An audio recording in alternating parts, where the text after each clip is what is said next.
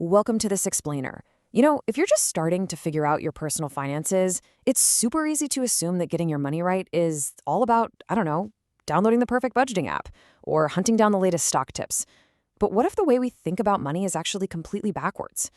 Today, we're going to take a journey way beyond the math. We're going to uncover the hidden emotional traps that are silently sabotaging our wealth. To really understand why this mental shift is absolutely crucial, let's look at Mike Tyson. During his prime, Tyson pulled in over $400 million. But, as you might know, he ended up completely bankrupt and $23 million in debt. I mean, the guy was famous for buying things like pet tigers and literally a $2 million bathtub. So how on earth does that happen? Was he just not smart? No, absolutely not. He just didn't understand the mental game of money. Because building wealth, it's a mental game, not just a mathematical one. It's the kind of stuff they definitely don't teach us in high school. And this brings us to a huge fundamental misunderstanding. Most of us try to tackle our finances strictly on the left side of our brains, like we're walking spreadsheets. We tell ourselves, okay, I'm going to save exactly this percent and invest exactly that percent. But over on the right side, the reality kicks in. We're humans. We make financial decisions emotionally first and logically second. We react to stress, to fear, to our own egos, and of course, the pressure of everyone around us. Honestly, just recognizing this fact is your very first step to taking real control. Now, this next point should honestly be a massive relief.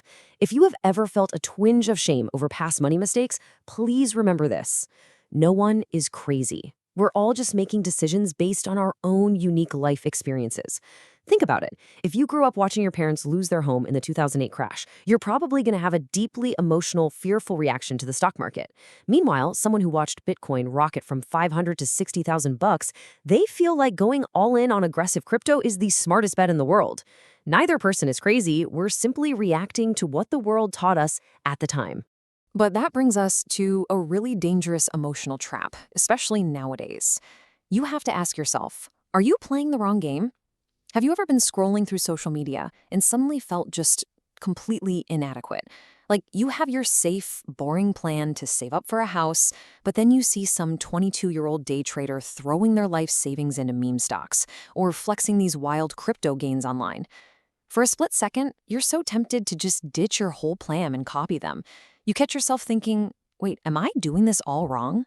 Well, think of the financial market like a poker table in Vegas. You've got the tourist who's just playing for kicks with a $200 limit. You've got the pro who has a rigorous strategy and thinks 10 moves ahead. And then you've got the drunk guy who doesn't even know the rules and just shoves all his chips in on every single hand. Now imagine watching that drunk guy win one lucky hand and deciding, yep, I'm going to copy his strategy with my life savings. It's totally absurd, right? But guys, that is exactly what happens when you blindly copy a viral financial influencer. You're mimicking players who are playing a totally different game than you are. Figure out your own game, and you can literally just tune out the rest of the noise. All right, here's another major trap that totally throws us off track. The man in the car paradox. And let's be real, we have all done this. You see someone roar past in a brand new Ferrari, and you immediately think, wow, that looks incredible. But stop and pay attention to your thoughts right in that exact moment. Do you actually admire the driver? Are you sitting there thinking, man, I bet that driver is a deeply kind and generous soul? No, you're just fantasizing about owning the car yourself. We buy expensive stuff hoping people will admire us, but the truth is, people just admire the stuff. Escaping this comparison trap really boils down to one simple truth. Status buys surface-level attention, but character earns true admiration. Sure, people might envy your massive new house or that flashy luxury watch, but you literally cannot swipe a credit card to buy actual respect. People truly admire your character, your kindness, and your consistency. And here's the best part. If you stop blowing all your cash trying to look successful to total strangers, you suddenly free up an incredible amount of money to actually become wealthy behind the scenes. So let's say you start building that wealth. You're investing, your plan is rolling along nicely, and boom, enter the next emotional trap. Greed. Take the story of billionaire hedge fund manager Raj Rajaratnam. This guy was already worth hundreds of millions of dollars. Private jets, mega mansions, the whole shebang. He was set for literally multiple lifetimes. Yet he lost it all in one of the biggest insider trading scandals in history. Why? Because at that extreme level, the money wasn't even changing his lifestyle anymore. It was just a scoreboard for his ego. Greed just kept whispering, hey, just a little more. And you know, this happens to beginners too. You aim for a solid, steady 10% return. But then you see some guy on Reddit make 30% in a single week, and suddenly you want more. You end up ditching your smart strategy for much riskier bets. To avoid this, you absolutely have to clearly define your personal version of enough. It's like drawing a finish line in the sand. Maybe your enough is having 50 grand in savings, or working just 4 days a week, or maybe it's retiring early at 45. Whatever it is, make it real, make it yours. Because I promise you, if you don't define your finish line, greed becomes your boss, and someone else is going to set that line for you. Now, once you finally stop chasing status and silence that greedy voice in your head, you can tap into something incredible, the invisible power of compounding. Think of it like walking past a tiny, fragile little sapling. You barely even notice it. A few years go by, it's still pretty small, but then you come back a decade later and it's this massive, towering oak tree. You're left wondering, wait, when did that even happen? That is compounding. At first, it's a slow, honestly kind of boring process, but give it time and it creates massive, unstoppable wealth. The catch is, our brains are hardwired to want fast results, kind of like wanting to lose 10 pounds in a week. So sadly, way too many people just give up on compounding way before it gets a chance to work its magic. If you need hard proof of just how powerful this patience is, look at Warren Buffett. He's widely considered the greatest investor of all time, sitting on a net worth of over $100 billion. But here is the truly mind-blowing part. A staggering 99% of his net worth came after his 50th birthday. He wasn't just exceptionally smart, he simply stayed in the game long enough for patience and compounding to finally pay off. Those tiny, boring little steps you are taking right now, they are literally laying the foundation for incredible hockey stick growth years down the line.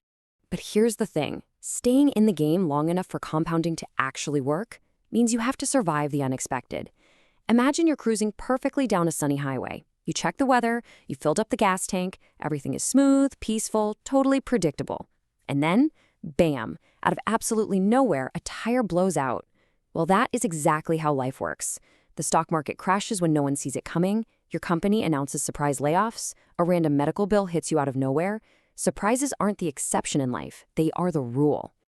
To survive those inevitable blowouts, you need what we call room for error. Think of this as your financial airbag. You obviously hope you never ever have to use it, but when a worst-case life event hits, it keeps you from a total collapse. Look back at the 90s. There was this hedge fund called Long-Term Capital Management. It was run by literal Nobel Prize-winning math geniuses. They had absolutely perfect models. But they bet massively on the assumption that everything would go exactly to plan.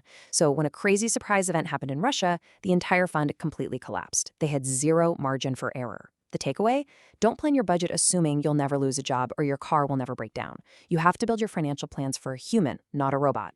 These principles we've talked about, they aren't just isolated little life hacks you try once and forget about.